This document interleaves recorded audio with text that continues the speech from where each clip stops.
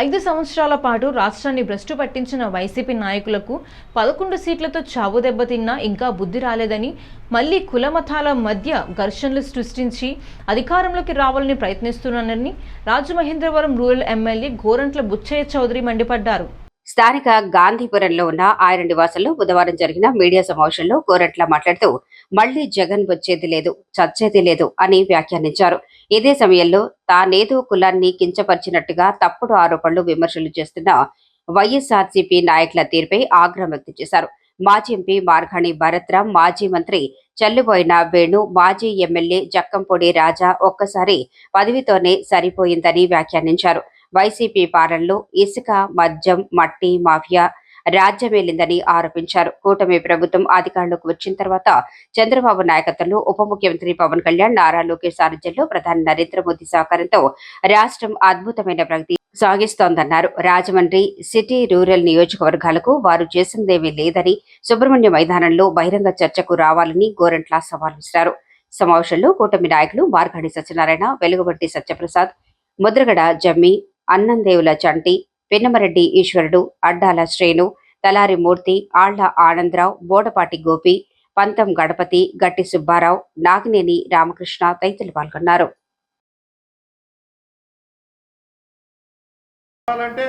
కొన్ని వందల మందిలో వేల మందిలో పూర్తున్నాడు చంద్రబాబు. మండు టెండర్లో జనంలో తిరుగుతూ ఉన్నారు. కోసం కేంద్రం చుట్టూ బెయిల్ కోసం శిక్షల నుంచి మీ ఆడబడుచు కూడా మరి మీ ఆడబడుచే బయటకు వచ్చి వాళ్ళ మీ గురించి మాట్లాడటం జరుగుతుంది.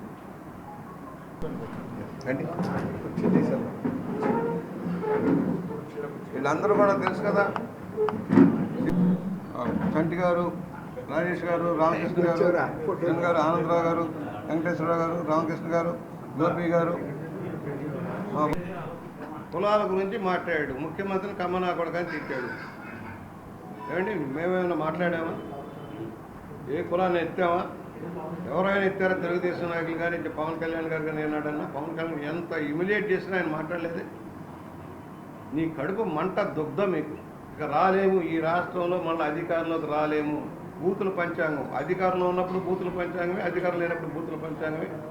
హత్యా రాజకీయాలకు మారిపోయారు. కోడికత్తి డ్రామా ఏమైంది?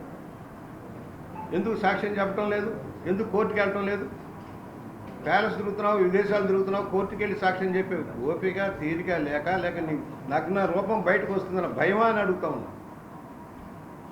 నీ సొంత బాబాయ్ హత్య కేసుని మాఫీ చేయడం కోసం సిబిఐ మీదే కేసు పెట్టిన ముఖ్యమంత్రివి నువ్వు. ఏం చెబుతారు ఈ నాయకులంతా? ఏం చెబుతారు? ఏం మాట్లాడాడు అంబటి రాంబాబు? ఏం మాట్లాడుతుంది రోజా? ఏం మాట్లాడుతుంది పేరు నాని? ఏం మాట్లాడుతుంది జోగి రమేష్? మీరు చేసిన బియ్యం కుంభకోణాలు, మీరు చేసిన మైనింగ్ కుంభకోణాలు, కాంట్రాక్టులో దోపిడీ, మద్యంలో దోపిడీ, అన్ని విచారణ జరుగుతున్న బాధ.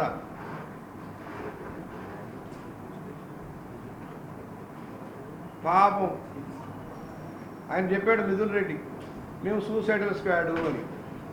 అంటే వీళ్ళు ఆల్రెడీ జగన్మోహన్ రెడ్డి గంగలో కలిపాడు. ఇక మొన్న బ్యాలెన్స్ కూడా గంగలో కలపాలన్న ఆలోచనలో ఆయన ఉన్నాడు. వైఎస్ఆర్ పట్నం ఉన్న లక్షలాది మంది కార్యకర్తలు బలైపోయారు. ఏ పార్టీకైనా కార్యకర్తలే. ఎక్కడ దొరుకుతుందా, ఏం దొరుకుతుందా దాన్ని రాజకీయ కోణంలో చూడటమే. ఎప్పుడైనా సాయం చేశాడే? ఏదైనా ఇన్సిడెంట్ జరిగింది, వరదలు వచ్చినాయి, తుఫాన్లు వచ్చాయి, అగ్నిబాధలు, ఎవరికైనా రూపాయి ఇన్ని లక్షల కోట్లు సంపాదించాడు కదా జగన్మోహన్ రెడ్డి అవినీతి అక్రమాల ద్వారా. ఎవరికైనా రూపాయి సందాయటం చూసారా? రూపాయి సాయం చేయడం చూసారా? ఏ జిల్లాలో, రాష్ట్రంలో ఆఖరి పులివెందులైన ఎవరికైనా సాయం చేశాడా? మేము చేస్తున్నాం. తెలుగుదేశం, పవన్ కళ్యాణ్ గారు చేస్తూ ఉన్నాం. పవన్ కళ్యాణ్ గారు బాధితులను ఆదుకుంటూ ఉన్నాడు, భారీ ఎత్తున సాయం చేస్తూ ఉన్నాడు. నువ్వు చేసావా? ఎన్టీఆర్ ట్రస్ట్ చేస్తుంది, నువ్వు చేశారా? జేబులు నింపుకోవడమే మీ లక్ష్యం. రెండోది మంత్రి నేను ముందు నుంచి చెబుతున్నా, మంత్రి కోసం నేను అడిగింది లేదు, రాలేదన్న బాధ లేదు. నా ఎక్కడైనా పార్టీకి సంబంధించిన కార్యకర్తల మధ్య ఇబ్బందులు వస్తే వాటి గురించి ఎత్తి చెప్తాను. కార్యకర్తల మనోభావాలు దెబ్బతినకుండా చూసుకోవాలని మాట్లాడే విషయంలో చంద్రబాబు గారైనా, రామారావు గారైనా, ఎవరి దగ్గరైనా గట్టిగా మాట్లాడేవాడు. ఇప్పటికీ మాట్లాడతా. ఇప్పటికీ పార్టీ అంతర్గత సమావేశాల్లో ఏదైనా స్పష్టంగా మాట్లాడతాం. క్లారిటీ అందరికీ తెలుసు, నాయకులందరూ కూడా ఏదైనా డిబేట్ నడుస్తున్నా కరెక్ట్గా చెబుతాం. దీనికి ఇది మంత్రి కోసం నేను మాట్లాడాలా? నేను తెలియనాడు కూడా ఆంధ్రదేశంలో నేను టీవీలో కనపడితేనో ఫ్లెక్సీలు ఇస్తేనో నా గౌరవం పెరిగిద్దని నేను అనుకోను. మా మండలంలో కాపులు ఎక్కువగా ఉన్నటువంటి మా మండలంలో కూడా తెలుగుదేశానికి మెజార్టీ తీసుకొచ్చారు కాపులందరూ. అంటే ఆయన కాపుల్ని మమ్మల్ని అందరినీ కూడా తమ్ముళ్ళ కింద సోదరులుగా భావించేటువంటి వ్యక్తి.